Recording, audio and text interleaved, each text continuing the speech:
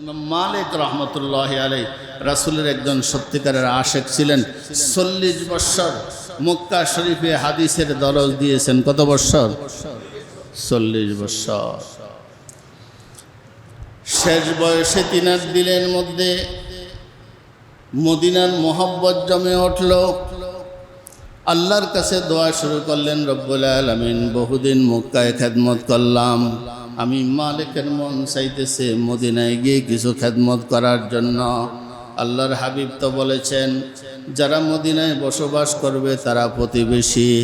মদিনাতে রাসূলের ঘর, মদিনাতে রাসূলের চিরস্থায়ী ঘর। কোথায়? কিয়ামত পর্যন্ত কোথায় থাকবেন? মদিনায়। আল্লাহ রাসূলের বসবাসের স্থান মদিনা।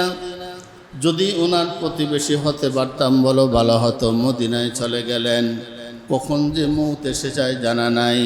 মদিনায় যাতে ইন্তেকাল হয়, মদিনায় যাতে দাফন হয়, এই আশায় দিনের পরে দিন তিনি মদিনার মধ্যে থাকা শুরু করে দিলেন। হজের মৌসুম এসে গেল। শত সহস্র হাজি মদিনা থেকে মক্কার দিকে রওনা শুরু করে দিলেন। ইমাম মালিকের দিল পাগল হয়ে গেল। মদিনায় মক্কায় যাইতেছে হাজিরা, তারা মক্কায় তাওয়াফ করবে, সাফা মারওয়া সাই করবে, ওই মিনার ময়দানে গিয়ে বসবাস করবে, আরফার মাঠে অবস্থান করবে, মুজদালিফায় রাত্রি যাপন করবে, অনেকগুলো নেকের কাজ করবে। যদি না যাই করতে পারবো না।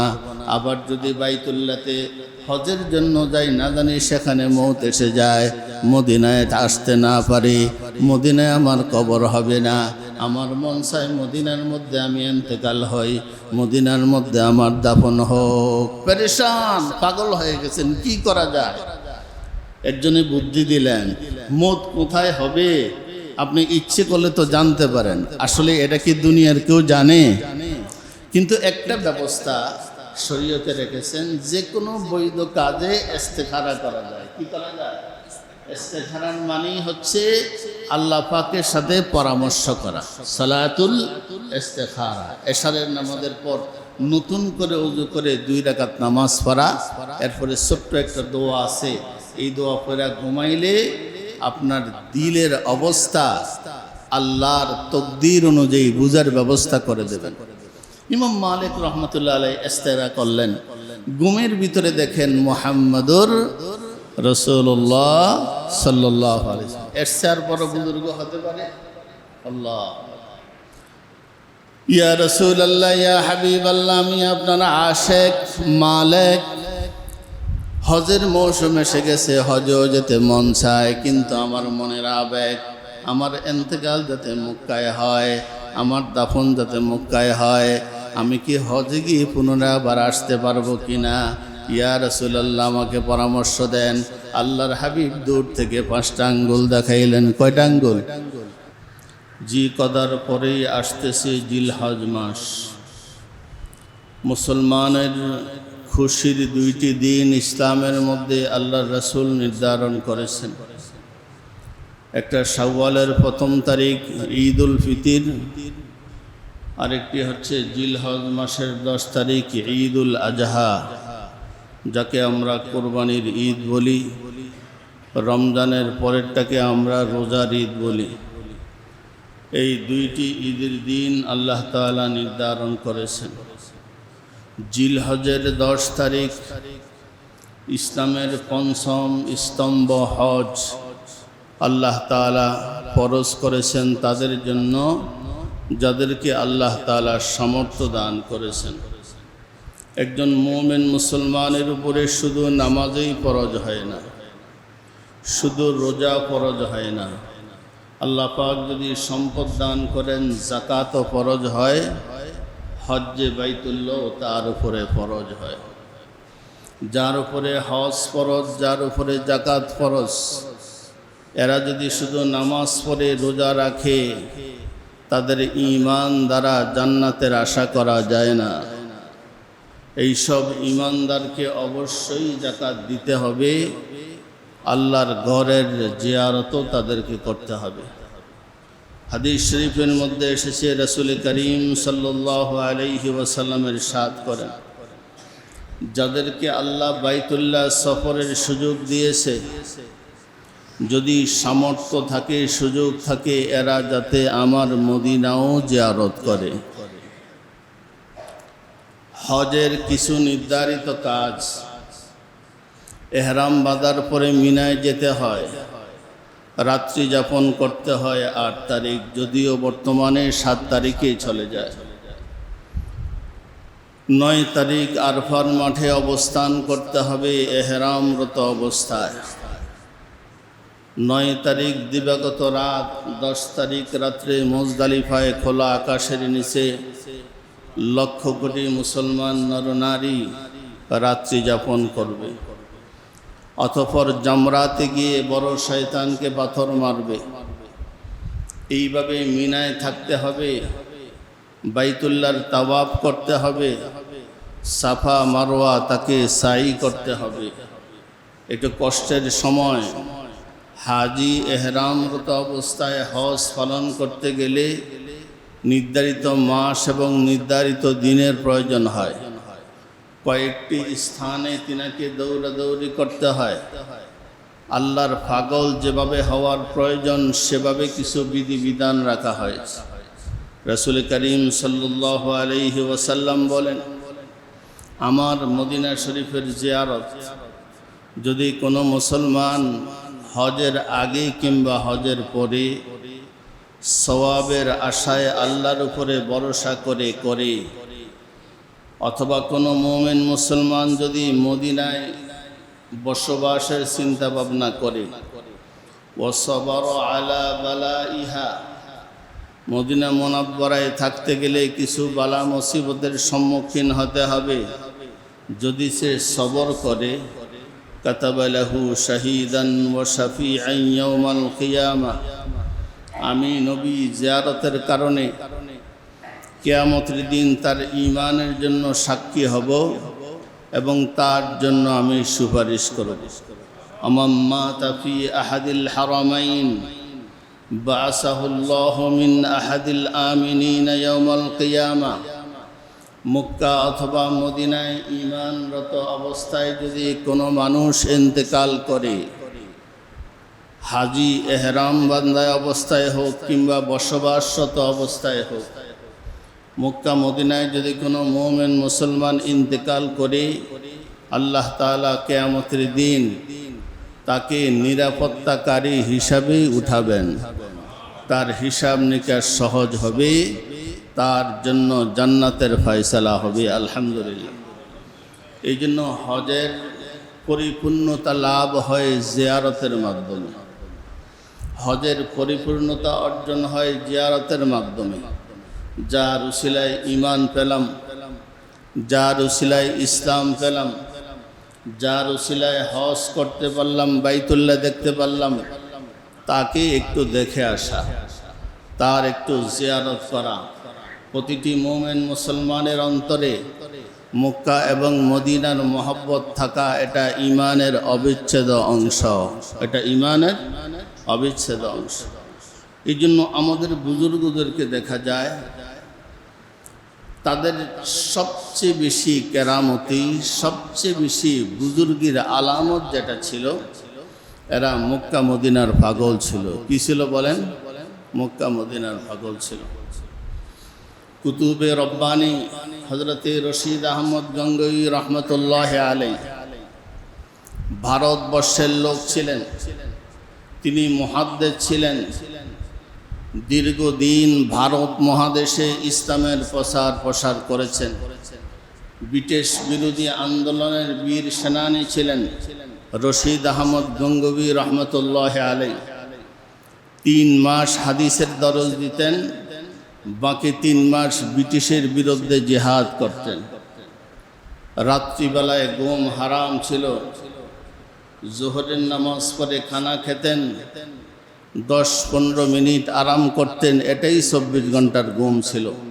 সারা রাত ইবাদত বন্দেগী করতেন, হাদিসের কিতাব দেখতেন, ছেলেদেরকে পড়াতেন। তিনি যখন জিকির শুরু করতেন, তিনার জীবনীর মধ্যে লেখে দারুল উলুম দেওবন্দের ভবনের দেয়াল, দরজা, চৌকাঠগুলো কম্পন শুরু হয়ে যেত। কি দিল ছিল তাদের, কি অন্তর ছিল তাদের। একমাত্র কারণ তারা আশেক ছিলেন আল্লাহর, আশেক ছিলেন রাসূলের। বলেন কার আশেক? আল্লাহ এবং আল্লাহর রাসূলের আশেক ছিলেন। তাহাজ্জুদের নামাজ পড়তেন, আল্লাহর হুজুরে দোয়া করতেন।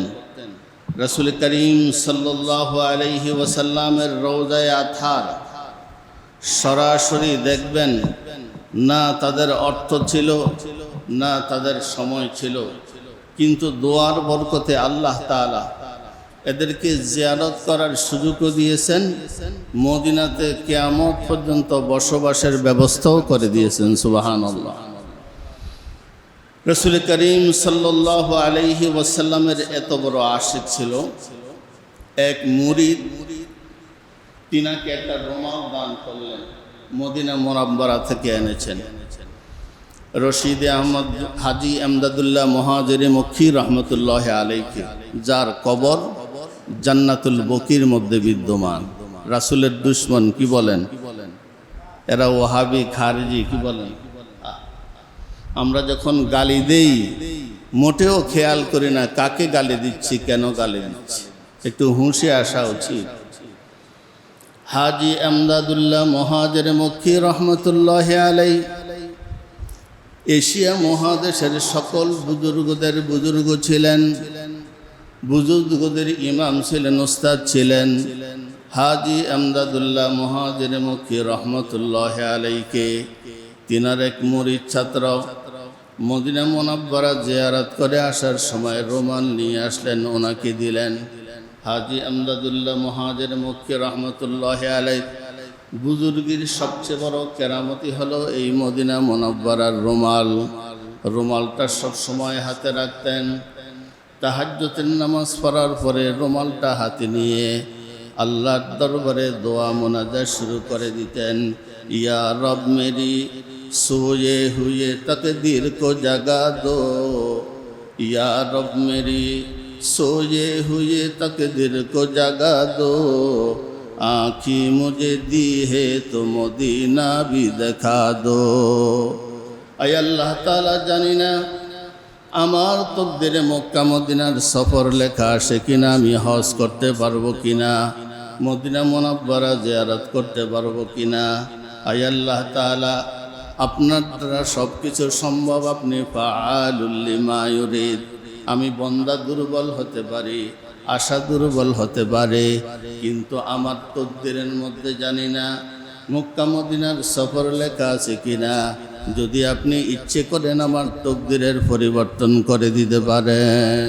দোয়া করতেন, আয় আল্লাহ তাআলা, যদি মক্কা মদিনা দেখতে নাও পারি, কমজ কম খাবো মে দেখলা দে ইয়া রব, মুঝে রুখসাদ আনওয়ারে মোহাম্মদ, कमज कम ख्वाब में दिखला दिया रब, मुझे रुखसाद अनवार मोहम्मद।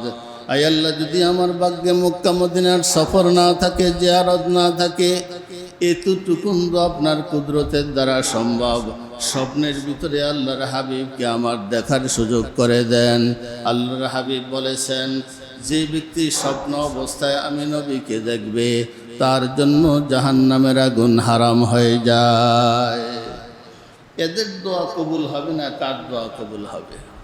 তাহাজ্জুদ পড়ার পরে কাঁদেন, রহে মেরা মস্কন হাওয়ালি কাবা, বনে মেরা মদফন দিয়ারে মদিনা। আয় আল্লাহ, মন তো চায় আপনার বাইতুল্লাহ শরীফে বসবাস করি, 5 ওয়াক্তের নামাজ জামাতের সাথে আদায় করি, এক রাকাতে 1 খুলে 1 লক্ষ রাকাতের সওয়াব, 1 ওয়াক্ত নামাজের সওয়াব 1 লক্ষ ওয়াক্ত নামাজের সওয়াব। তাহাজ্জুদ পড়তে মন চায়, শ্বাস এরশাদ আওয়াবিল পড়তে মন চায়, কোরআন তেলাওয়াত করতে মন চায়, রোজাগুলো আপনার বাইতুল্লাহ রাখতে মন চায়। এভাবে প্রতিদিন দোয়া করেন, রহে মেরা মস্কান হাওয়ালি কাবা, বনে মেরা মদফন দিয়ারে মদিনা। মদিনার আশেক, মক্কার আশেক, আয় আল্লাহ, বাইতুল্লাহ আশেপাশে বসবাসের ব্যবস্থা করে দেন। যখন শেষ নিঃশ্বাস ত্যাগ হবে, ইমানের অবস্থায় শেষ নিঃশ্বাস ত্যাগ করার সুযোগ যাতে হয়, মৌতের পরে আপনার হাবিবের রওজায়ে আতহারের পাশে জান্নাতুল বকিতে যাতে দাফন হতে পারি। দোয়া কবুল, বলেন না আলহামদুলিল্লাহ। দোয়া কবুল, আল্লাহ আমাদের জন্য কবুল করেন, আমিন বলেন। দোয়া কবুল। দিনে হাতে, রাত্রে হাতে, ঘুমাইলে রুমাল হাতে। একজন জিজ্ঞেস করলেন যে হুজুর, আপনার মুরিদ বড় সালাহ, এত বলছে মদিনার রুমাল, আসলে রুমালটা মদিনার নয়, রুমালটা অন্য দেশের, কিন্তু বেচা বিক্রি হয়েছে কোথায়? মদিনার। আসলে মক্কা মদিনায় অত ফ্যাক্টরি নাই। বাহিরের দেশ থেকে ইব্রাহিম আলাইহিস সালাতু ওয়াস সালামের দোয়ার ফসল, জনশীর্ণ এলাকা, গাছহীন এলাকা, মরুভূমির মধ্যে ইব্রাহিম আলাইহিস সালাতু ওয়াস সালাম ইসমাইল আলাইহিস সালাতু ওয়াস সালামকে রেখে এসেছেন আর দোয়া করেছেন, আয় আল্লাহ আশেপাশে দুনিয়ার সকলের দিলে এই বাইতুল্লাহর অধিবাসীদের মহব্বত ঢেলে দেন। আয় আল্লাহ গাছ গাছালিয়ার বারাকা দ্বারা এই বাইতুল্লাহকে বরকতপূর্ণ করে দেন। দোয়া কবুল কিনা বলেন। দুনিয়ার সব কিছু সব দেশে না পেলেও সব কিছু মক্কা মদিনায় পাওয়া যায়। যে কোনো মৌসুমের ফল আপনি দেশে খান না, ওখানে গেলে দেখবেন made in Bangladesh, made in India. আল্লাহু আকবার। বহিরাগত দেশ থেকে আল্লাহ এই দেশে আনার ব্যবস্থা, বেচা বিক্রির ব্যবস্থা করে দিয়েছে। হাজি আমদাদুল্লাহ মুহাজিরে মক্কি বলেন, আমার মুরিদ মিথ্যা কথা বলে নাই, আমার মুরিদ বলেছে মদিনা মুনাব্বারা থেকে এনেছেন। এটা মদিনা মুনাব্বারা তৈয়ার হয় নাই, তবে মদিনা মুনাব্বারা বেচা বিক্রি হয়েছে। মদিনা মুনাব্বারার হাওয়া এই রুমালের মধ্যে রেখেছে। আমার বন্ধুর দেশের হাওয়া যেই রুমালের মধ্যে লেখেছে, এই রুমাল সাধারণ কোনো রুমাল হতে পারে না। কেমন ইজ্জত, কেমন কদর, যেমন সম্মান দিছেন এমন এদেরকেও আল্লাহ সম্মানী বানাইছেন, ঠিক কিনা বলেন? ওহি হায় আহলে দিলবার, वही है अल्लाह का बंदा कि जिसकी हर नफ्स से या मोहम्मद का सदा निकले। এরা আজকে আমাদের রাহবর, জাতির দিশারি। সে রশিদ আহমদ গঙ্গুই রহমতুল্লাহ আলাই, ওনার খলিফা ছিলেন বাংলার ইব্রাহিম সাহেব, উজানির পীর বুজুর্গ ইব্রাহিম সাহেব রহমতুল্লাহ আলাই। ইব্রাহিম সাহেব রহমতুল্লাহ আলাইয়ের খাস খলিফা সৈয়দ মোহাম্মদ ইসহাক সাহেব রহমতুল্লাহ আলাই। তাদের খানদানেরাও আজ গোটা দুনিয়ার মধ্যে ইসলামের জান্ডাকে বুলন্দ করার জন্য মেহনত করতেছেন। আল্লাহ তাআলা দ্বীনের জন্য আমাদেরকেও কবুল করুন, আমিন বলি। বন্ধুগণ, মক্কা মদিনার মহব্বত দিলের মধ্যে রাখা চাই, মক্কা মদিনার মহব্বত দিলের মধ্যে থাকা চাই। রাসূল করিম সাল্লাল্লাহু আলাইহি ওয়াসাল্লামের ইরশাদ করেন, যারা আমার কবরকে জিয়ারত করবে সে আমার প্রতিবেশী হবে, যে আমার প্রতিবেশী হবে আমার প্রতিবেশীর জন্য কিয়ামতের দিন আমি সাক্ষী হব এবং সুপারিশ করব। সুবহানাল্লাহ। মক্কা মদিনা সাধারণ কোনো জায়গা নয়, নিছক সবর বমনের কোনো জায়গা নয়, এটা বরকতপূর্ণ জায়গা। আপনারা শুনেছেন ইমাম মালিক রহমতুল্লাহ আলাই, ইমাম মালিক রহমতুল্লাহ আলাই আজকের দুনিয়া আবু হানিফাকে চেনে না, আজকের দুনিয়া আহমদ ইবনে হাম্বলকে চেনে না, আজকের দুনিয়া ইমাম ইউসুফকে চেনে না, আজকের দুনিয়া এদেরকে বেদাতি বলে। আজকের দুনিয়ার কিছু মুসলমান, নামদারি কিছু মুসলমান এদেরকে গালি দেয়, এদেরকে বেঈমান বলে, কাফের বলে। অথচ ইসলামের জান্ডা আজও পর্যন্ত সমুন্নত আছে এদের মেহনতের কারণে। আবু হানিফা রহমতুল্লাহ আলাই দিনের যে খেদমত করেছেন, আমার আপনার দ্বারা সেটা কল্পনা করা যায় না। ইমাম আহমদ ইবনে হাম্বল, ইমাম আবু ইউসুফ, ইমাম মুহাম্মদ, এভাবে ইমাম শাফি রহমতুল্লাহ আলাই, এদের যে খেদমত এটা আমরা কল্পনাও করতে পারি না। আল্লাহ এদেরকে কবুল করেছেন দ্বীনের জন্য, দ্বীনের খেদমতের জন্য। এদের মেহনতের ফসল আজ আমরা শরীয়তের মাস্তা মাসাইল দিক নির্দেশনা সঠিকভাবে নির্ণয় করতে পারি এদের মেহনতের কারণে। এদের জন্য দোয়া করা চাই। ইমাম মালিক রহমতুল্লাহ আলাই রাসূলের একজন সত্যিকারের আশেক ছিলেন। 40 বছর মক্কা শরীফে হাদিসের দরজ দিয়েছেন। কত বছর? 40 বছর। শেষ বয়সে তিনার দিলের মধ্যে মদিনার মোহব্বত জমে উঠল। আল্লাহর কাছে দোয়া শুরু করলেন, রব্বুল আলামিন বহুদিন মক্কায় খেদমত করলাম, আমি মালিকের মন চাইতেছে মদিনায় গিয়ে কিছু খেদমত করার জন্য। আল্লাহর হাবিব তো বলেছেন যারা মদিনায় বসবাস করবে তারা প্রতিবেশী। মদিনাতে রাসূলের ঘর, মদিনাতে রাসূলের চিরস্থায়ী ঘর। কোথায়? কিয়ামত পর্যন্ত কোথায় থাকবেন? মদিনায়। আল্লাহ রাসূলের বসবাসের স্থান মদিনা। যদি ওনার প্রতিবেশী হতে পারতাম বলো ভালো হতো। মদিনায় চলে গেলেন, কখন যে মৌত এসে যায় জানা নাই। মদিনায় যাতে ইন্তেকাল হয়, মদিনায় যাতে দাফন হয়, এই আশায় দিনের পরে দিন তিনি মদিনার মধ্যে থাকা শুরু করে দিলেন। হজের মৌসুম এসে গেল। শত সহস্র হাজি মদিনা থেকে মক্কার দিকে রওনা শুরু করে দিলেন। ইমাম মালিকের দিল পাগল হয়ে গেল। মদিনায় মক্কায় যাইতেছে হাজিরা, তারা মক্কায় তাওয়াফ করবে, সাফা মারওয়া সাই করবে, ওই মিনার ময়দানে গিয়ে বসবাস করবে, আরফার মাঠে অবস্থান করবে, মুজদালিফায় রাত্রি যাপন করবে, অনেকগুলো নেকের কাজ করবে। যদি না যাই করতে পারবো না। আবার যদি বাইতুল্লাতে হজের জন্য যাই না জানি সেখানে মৌত এসে যায়, মদিনায় আসতে না পারি, মদিনায় আমার কবর হবে না। আমার মন চায় মদিনার মধ্যে আমি ইন্তেকাল হই, মদিনার মধ্যে আমার দাফন হোক। পেরেশান, পাগল হয়ে গেছেন, কি করা যায়? এর জন্য বুদ্ধি দিলেন, মৌত কোথায় হবে আপনি ইচ্ছে করলে তো জানতে পারেন। আসলে এটা কি দুনিয়ার কেউ জানে? কিন্তু একটা ব্যবস্থা শরীয়তে রেখেছেন, যে কোনো বৈধ কাজে ইস্তেখারা করা যায়। কি করা যায়? ইস্তেখারার মানেই হচ্ছে আল্লাহ পাকের সাথে পরামর্শ করা। সালাতুল ইস্তেখারা। এশারের নামাজের পর নতুন করে ওযু করে 2 রাকাত নামাজ পড়া, এরপরে ছোট্ট একটা দোয়া আছে, এই দোয়া পড়া ঘুমাইলে আপনার দিলের অবস্থা আল্লাহর তকদির অনুযায়ী বুঝার ব্যবস্থা করে দেবেন। ইমাম মালিক রহমতুল্লাহ আলাইহি ইস্তেরা করলেন। ঘুমের ভিতরে দেখেন মুহাম্মাদুর রাসূলুল্লাহ সাল্লাল্লাহু আলাইহি ওয়াসাল্লাম। এর চেয়ে বড় বুজুর্গ হতে পারে? আল্লাহ, ইয়া রাসূলুল্লাহ, ইয়া হাবিবাল্লাহ, আমি আপনার আশেক মালিক। হজের মৌসুম এসে গেছে, হজও যেতে মন চায়, কিন্তু আমার মনের আবেগ আমার ইন্তেকাল যাতে মক্কায় হয়, আমার দাফন যাতে মক্কায় হয়। আমি কি হজে গিয়ে পুনরায় আবার আসতে পারবো কিনা? ইয়া রাসূলুল্লাহ, আমাকে পরামর্শ দেন। আল্লাহর হাবিব দূর থেকে 5টা আঙ্গুল দেখাইলেন। কয়টা আঙ্গুল? ঘুম ভেঙে গেল। ঘুম ভাঙার পরে চিন্তা করলেন, 5 আঙ্গুল দেখাইলো, অর্থ কি? 5 বছর নাকি 5 মাস নাকি 5 দিন নাকি 5 ঘন্টা? পেরেশানি বাড়লো না কমলো? বাড়লো। আসলে গায়েবের খবর একমাত্র জানে কে? আল্লাহ সুবহানাহু ওয়া তাআলা। রাসূলুল্লাহ সাল্লাল্লাহু আলাইহি ওয়াসাল্লাম গায়েবের খবর জানেন, গায়েব জানেন না। খুব খেয়াল করেন।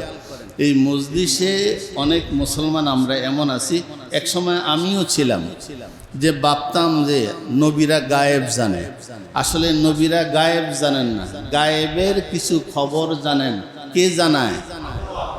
গায়েবের মালিক কে?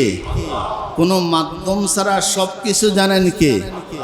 নবীরা গায়েবের কিছু খবর জানেন, মাধ্যম হচ্ছে ওহী। মাধ্যম হচ্ছে ওহী। ইউহা ইলাইয়া আন্নামা ইলাহুকুম ইলাহু ওয়াহিদ। আল্লাহর পক্ষ থেকে কখনো কখনো অজানা অনেক কিছু নবী রাসূলদেরকে জানাইছেন। সুতরাং আম্বিয়া আলাইহিমুস সালাতু ওয়াস সালাম কথাটা খেয়াল করেন। গায়েব জানতেন না, গায়েবের খবর জানতেন। গায়েব জানা, গায়েবের খবর জানা দুইটা এক কথা নয়। কোনো মাধ্যম ছাড়া সব কিছু যিনি জানেন উনি হচ্ছেন আলিমুল গায়বি ওয়াশ শাহাদা। এটা তো হাদিস, কি বলেন? দুর্বল, জয়ীফ, এরকম কোরআনের আয়াত। আলিমুল গায়বি ওয়াশ শাহাদা, প্রকাশ্য অপ্রকাশ্য সব কিছুর পরিপূর্ণ ইলিম কার আছে? উম্মি লকব মাহি আরব মারকাজ ঈমান, উম্মি লকব মাহি আরব মারকাজ ঈমান, হর ইলম আমল রাত মদারি ও মুদিরি, হর ইলম আমল রাত মদারি ও মুদিরি। আল্লাহর হাবিবের জন্য দুনিয়াতে কোনো ওস্তাদ ছিল না, কোনো শিক্ষক ছিল না, যত জ্ঞানী হোক না কেন আল্লাহর হাবিবের উস্তাদ হওয়ার যোগ্যতা আল্লাহ কাউকে দেন নাই। সরাসরি জিবরাইলের মাধ্যমে আল্লাহ তাআলা রাসূলকে এলেম শিক্ষা দিয়েছেন, রাসূলকে আমল শিক্ষা দিয়েছেন। আল্লাহর হাবিব বলেন, আদ্দাবানি রব্বি ফা আহসানা তাদিবি, আল্লামানি রব্বি ফা আহসানা তালিমি। আমাকে আমার রব প্রতিপালক এলেম শিক্ষা দিয়েছেন, জ্ঞান। আমার আল্লাহর জ্ঞানের মতো দুনিয়ার জ্ঞানের কোনো সমতুলনা হতে পারে না। আমাকে ভদ্রতা, সভ্যতা, শিষ্টাচার আল্লাহ তাআলা শিক্ষা দিয়েছেন। সুতরাং আমার সুন্নত, আমার তরিকা, আমার আদর্শর চাইতে বড় সভ্যতার, ভদ্রতার দুনিয়ার মধ্যে হতে পারে না। আল্লাহর হাবিব বলেন, উতিতু ইলমাল আউয়ালিন ওয়াল আখিরিন ওয়া মা উতিতুল ইলমা ইল্লা কলিলা। আগের পরের যত ইলিম নবী রাসূলদেরকে আল্লাহ তাআলা দিয়েছেন, এই সবগুলো এলেম আল্লাহ আমাকে দিয়েছেন। এরপরেও আল্লাহর এলেমের তুলনায় আমার এলেমের কোনো তুলনা হতে পারে না। আল্লাহর এলেম হলো সাগর মহাসাগরের পানি সমান পরিমাণ, আর আমাকে যে এলেম দিয়েছেন সুইয়ের ছিদ্রের মধ্যে যেই পরিমাণ পানি আসবে এই পরিমাণ হচ্ছে আমি নবীর এলেমের পরিমাণ। আল্লাহর ইলিমের সাথে রাসূলের ইলিমের তুলনা হতে পারে না।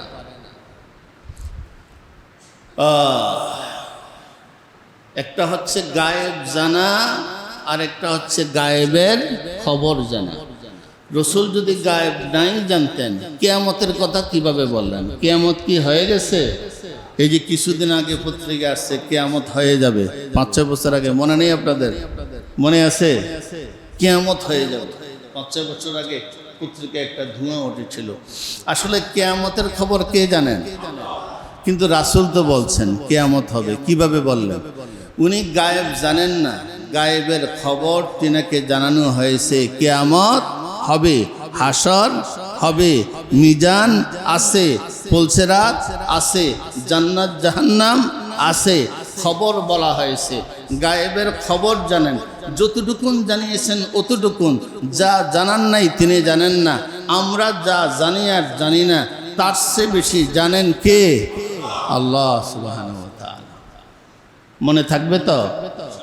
আকীদা সাফ করে, ইমানকে খালেস করে। রাসূল গায়েবের খবর জানেন, গায়েব জানেন না। গায়েব জানেন কে? আল্লাহ সুবহানাহু ওয়া তাআলা। এখন এই 5 আঙ্গুলের অর্থ কি? ওই যুগের সবচেয়ে বড় স্বপ্নদ্রষ্টা, স্বপ্নের ব্যাখ্যা বিশ্লেষণ করতেন আল্লামা ইবনে সিরিন রাহমাতুল্লাহ। বলেন কি নাম? আল্লামা ইবনে সিরিন রাহমাতুল্লাহ। কিতাবুর রুয়া আল্লামা ইবনে সিরিনের আরবিতে লেখা। এটা বিভিন্ন ভাষায়, বাংলাতে বের হয়েছে, উর্দু, হিন্দি, পার্সি, বিভিন্ন ভাষায় এখন বের হয়েছে। ওনার সমসাময়িককালে যত স্বপ্ন মানুষে জিজ্ঞেস করছেন, বলছেন, তার বিস্তারিত বিবরণ এই কিতাবুর রুয়ার মধ্যে এসেছে।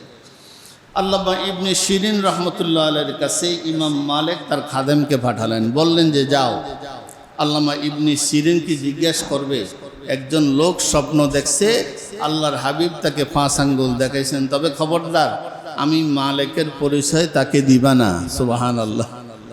দেখেন, যারা বড় হয় এরা নিজের বড়ত্বকে লুকিয়ে রাখতে চায়।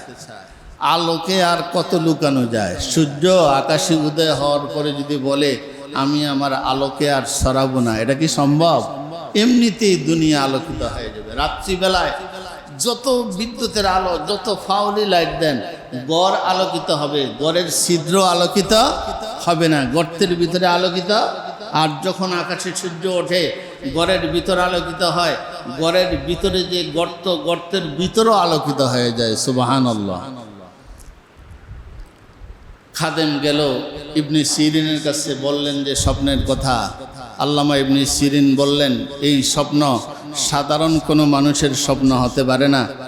স্বপ্ন শোনার পরে আমি আন্দাজ করে ফেলেছি নিশ্চয়ই কোনো আল্লাহওয়ালা বুজুর্গ, এই যুগের ইমাম মালিক ছাড়া এই স্বপ্ন কেউ দেখতে পারে না। সুবহানাল্লাহ। নাম বলো, নাম না বললে স্বপ্নের ব্যাখ্যা বলা যাবে না। কি মুসিবত। আবার মদিনায় চলে গেলেন খাদেম, মালিককে বললেন যে হুজুর, আপনার পরিচয় না দিলে স্বপ্নের ব্যাখ্যা দিবে না। ইমাম মালিক কান্না শুরু করলেন যে চেয়েছিলাম গোপন রাখি, রাসূলকে স্বপ্নে দেখেছেন। আমরা হলে তো কি বলেন, মুরগির মতো আওয়াজ করে ফেলেতাম, হাঁসের মতো পরিবেশ আমাদের দ্বারা সম্ভব না। কি গান, ছোট্ট একটা ডিম ফের আওয়াজ করে বেশি, বড় ডিম ফারার পরে আওয়াজ হয় নাকি হয় না? কোনো আওয়াজ নাই। হাঁসের ডিম ছোট না বড়, কিন্তু কোনো আওয়াজ করছে আজও পর্যন্ত। ভিটামিন বেশি না কম? হ্যাঁ, ক্যালসিয়াম ভিটামিন অনেক বেশি। আর মুরগি পারে ছোট, আওয়াজ করে বেশি, ভিটামিন ক্যালসিয়াম কম। ইমাম মালিক রহমতুল্লাহ আলাইহি বলেন যে যাও, এখন যদি আমার পরিচয় দাও, এটা অহংকার হবে না, এটা অহংকার হবে না, যাও। পরিচয় দিলেন। আল্লামা ইবনে সিরিন বলেন যে কোরআনুল কারিমে আল্লাহ সূরা লোকমানের 21 পারায় 34 নম্বর আয়াতে বলেছেন, ইন্নাল্লাহা ইনদাহু ইলমুস সাআ ওয়া ইয়ানজিলুল গায়স ওয়া ইয়ালামু মা ফিল আরহাম ওয়া মা তাদরি নাফসুম মাযা তাকসিবু গাদা ওয়া মা তাদরি নাফসুম বিআইয়ি আরদিন তামুত ইন্নাল্লাহা আলিমুন খাবীর।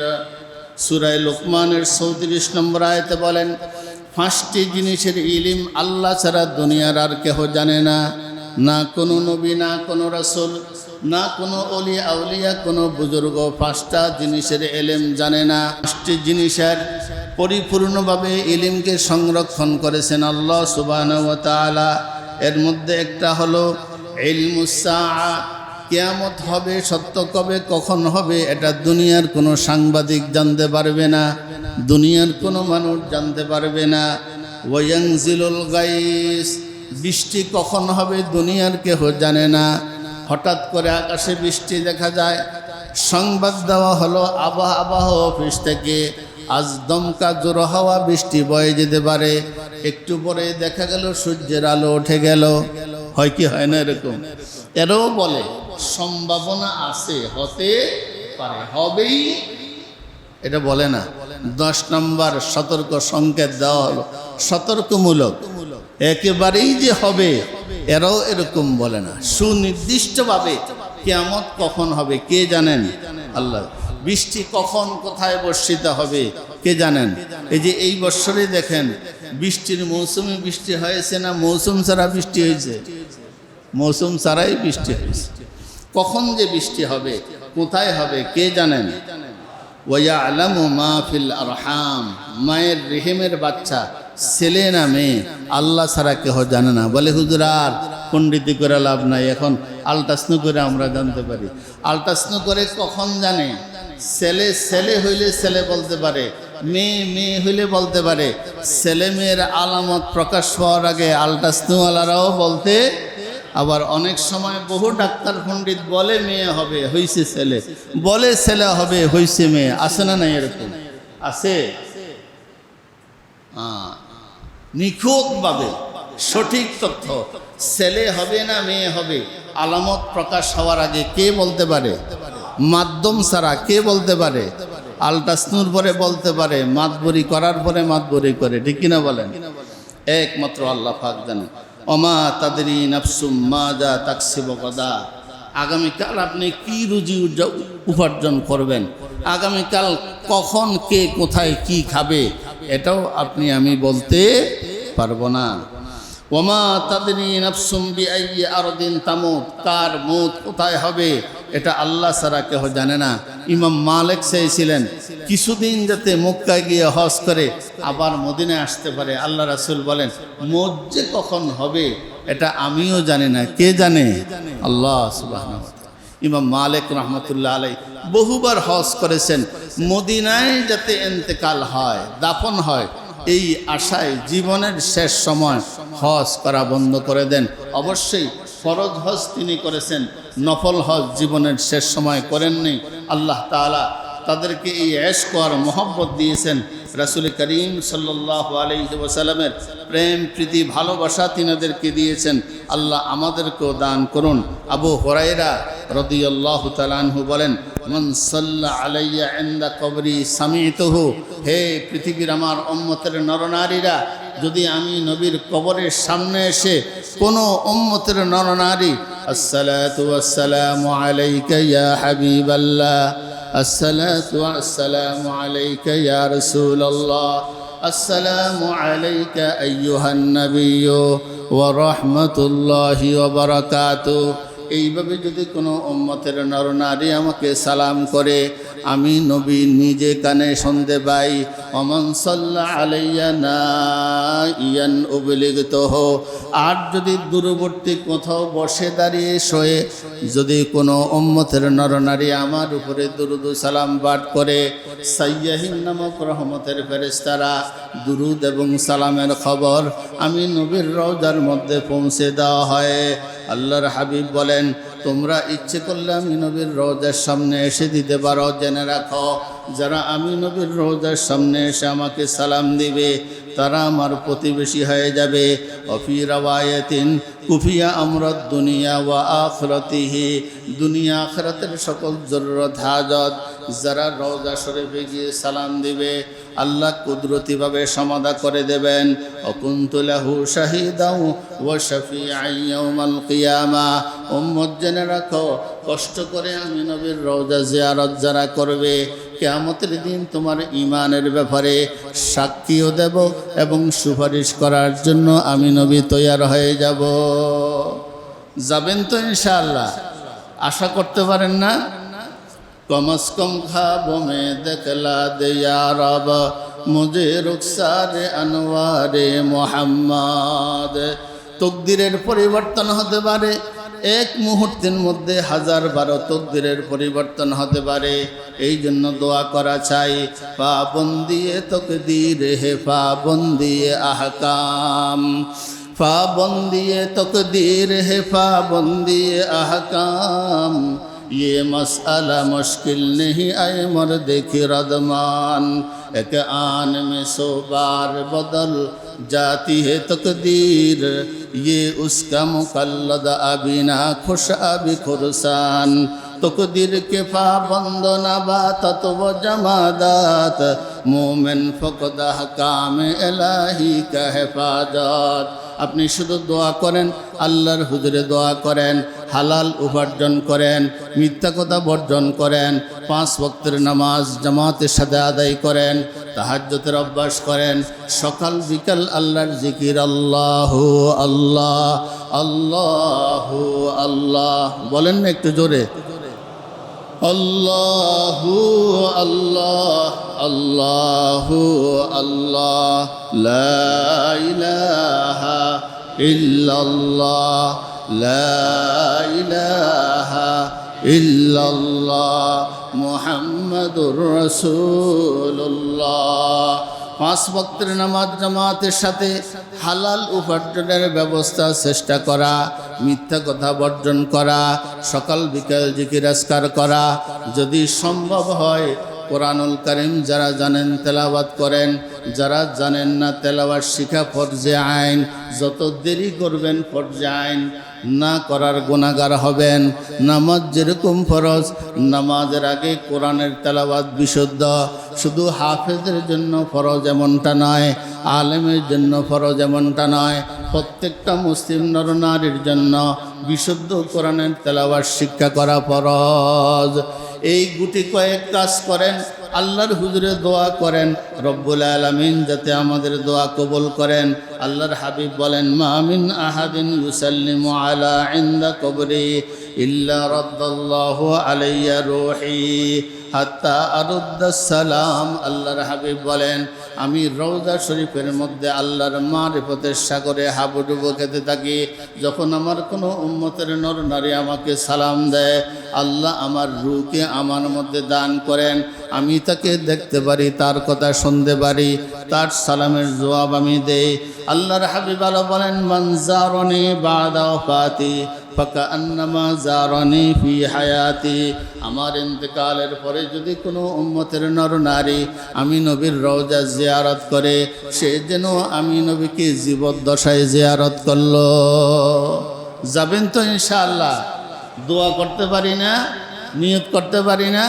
আগামী বছর তৈয়ার হন, আল্লাহ তাআলা যাতে আমাদেরকে তৌফিক দান করেন। আমিন। ওয়া আখিরু দাওয়ানা আনিল হামদুলিল্লাহি রাব্বিল আলামিন।